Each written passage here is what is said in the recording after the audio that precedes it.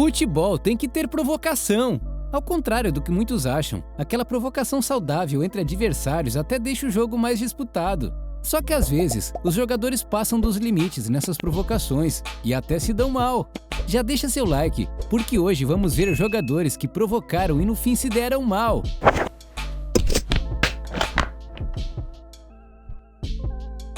Cristiano Ronaldo versus Diego Simeone. Vamos começar logo com aquela provocação épica do Diego Simeone. O Atlético de Madrid enfrentou a Juventus na Liga dos Campeões de 2018-2019. No jogo de ida, o time do Simeone ganhou por 2-0, em pleno estádio Wanda Metropolitano. E o que o Simeone fez? O cara foi lá e, comemorando de um jeito meio maluco, agarrou suas partes baixas, mostrando toda a sua raça e provocando os torcedores da Juventus. Foi uma cena polêmica que deu o que falar, mas o que o Simeone não esperava era que a provocação iria voltar para ele de um jeito avassalador. No jogo de volta, no Allianz Stadium, em Turim, a Juventus estava com sede de vingança. E quem resolveu tomar as rédeas da situação? Cristiano Ronaldo, o bicho-papão do futebol. CR7 fez história naquela partida. Ele simplesmente marcou 3 gols, um hat-trick, e colocou o Atlético de Madrid no bolso. Cada gol do Ronaldo foi uma resposta direta à provocação do Simeone. E o que o Cristiano fez para comemorar? Ah, meus amigos, o robozão não perdeu tempo e imitou o gesto do Simeone e mostrou para o mundo inteiro que ele era o verdadeiro dono daquela disputa. O resultado final? Juventus 3, Atlético de Madrid 0. A virada épica deixou Simeone e sua equipe comendo poeira. Foi uma daquelas histórias que mostram como o futebol pode ser imprevisível e cruel, especialmente quando você provoca o cara errado. O Simeone aprendeu da maneira mais difícil que não se deve cutucar a onça com vara curta, ainda mais quando se trata do Cristiano Ronaldo. Haaland versus Neymar. Em 2020, tivemos um embate épico e cheio de provocações entre Neymar e Haaland, que movimentou as redes sociais e deu o que falar entre os fãs de futebol. Durante um emocionante confronto entre Paris Saint-Germain e Borussia Dortmund, na Liga dos Campeões, Erling Haaland provocou Neymar e seus companheiros. Após marcar um gol, Haaland não resistiu e fez uma comemoração em frente a Neymar, desafiando o astro brasileiro e os jogadores do PSG. Essa provocação gerou uma grande repercussão e aumentou ainda mais a tensão entre as equipes. Para piorar, depois do jogo, o cara ainda postou nas redes sociais uma foto dizendo que Dortmund era sua cidade e não a do Paris Saint-Germain, ou seja, deu aquela provocada no Neymar e no elenco inteiro do PSG. No entanto, o que muitos não esperavam era a reviravolta que viria a seguir. No jogo de volta, realizado no Parc des Princes, o PSG mostrou sua força e venceu o Borussia Dortmund por 2-0, eliminando o time alemão da competição. Neymar teve uma atuação brilhante, sendo um dos destaques da partida. Foi uma revanche tanto para Neymar e para o PSG, que conseguiram superar a provocação de Haaland e avançar na competição. O brasileiro mostrou seu talento, habilidade e capacidade de resposta dentro de campo, silenciando qualquer provocação anterior. E claro que a galera devolveu a provocação em peso. Todos os jogadores do PSG fizeram a mesma pose do Haaland, tanto em campo quanto no vestiário. E o Ney, especificamente, postou uma foto em homenagem ao norueguês no seu Instagram. Balotelli versus Alemanha. Na Eurocopa de 2012, Mário Balotelli protagonizou um episódio de provocação que acabou se voltando contra ele mesmo.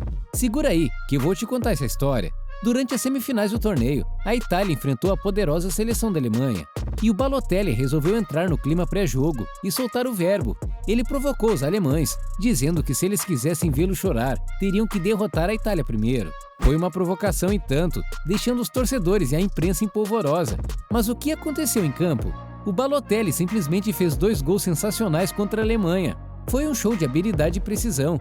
Ele calou a boca de muita gente naquele dia e mostrou que tinha talento de sobra. Os italianos foram à loucura, comemorando a vitória por 2-1 sobre a Alemanha e a classificação para a final da Eurocopa. No entanto, a história não teve um final feliz para Balotelli. Na final do torneio, a Itália enfrentou a Espanha, que acabou vencendo o jogo por 4-0. Foi uma derrota avassaladora, e o Balotelli, que estava em alta após a partida contra a Alemanha, não conseguiu repetir o desempenho anterior. Ele ficou apagado em campo e não conseguiu fazer a diferença para a Itália.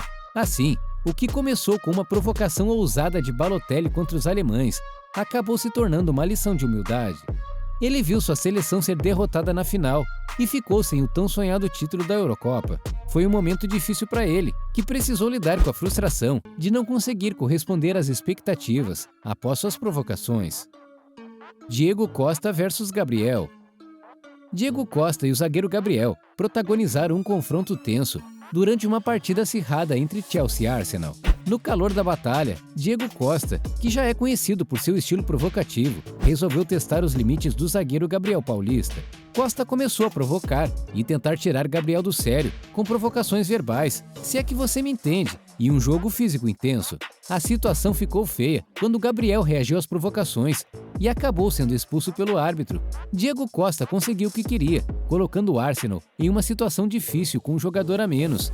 Parecia que tudo estava a favor do Chelsea de Costa. No entanto, o destino pregou uma peça no provocador. Apesar da vantagem numérica, o Chelsea não conseguiu aproveitar a situação da forma esperada. O Arsenal mostrou garra e determinação, superou a desvantagem e venceu o jogo por 2-0. Por mais que Diego Costa tenha conseguido provocar e desestabilizar o adversário, no fim das contas, foi o Arsenal quem saiu vitorioso. Ou seja, nem sempre as provocações funcionam, pois o resultado do jogo depende de diversos fatores além de uma expulsão. Pepe versus Miller.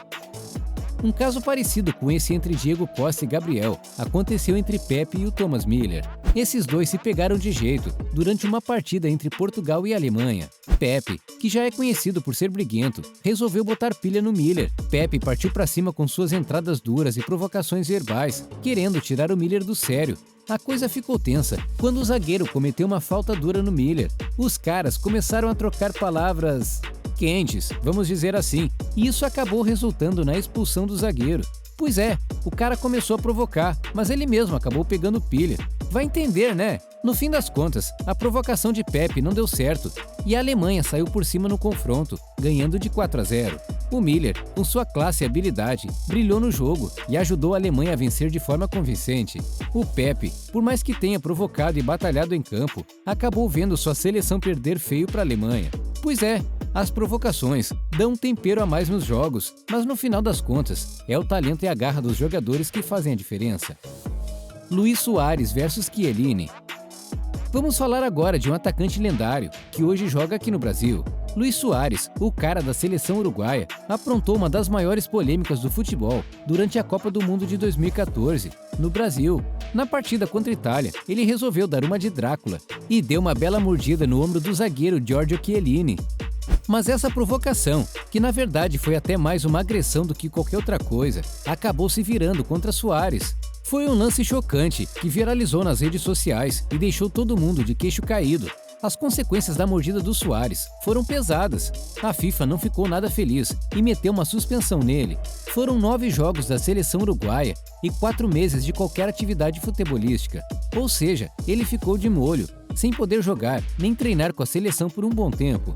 Espero que ele tenha aprendido a lição e guarde os dentes só para mastigar, sem querer dar uma mordidinha nos adversários.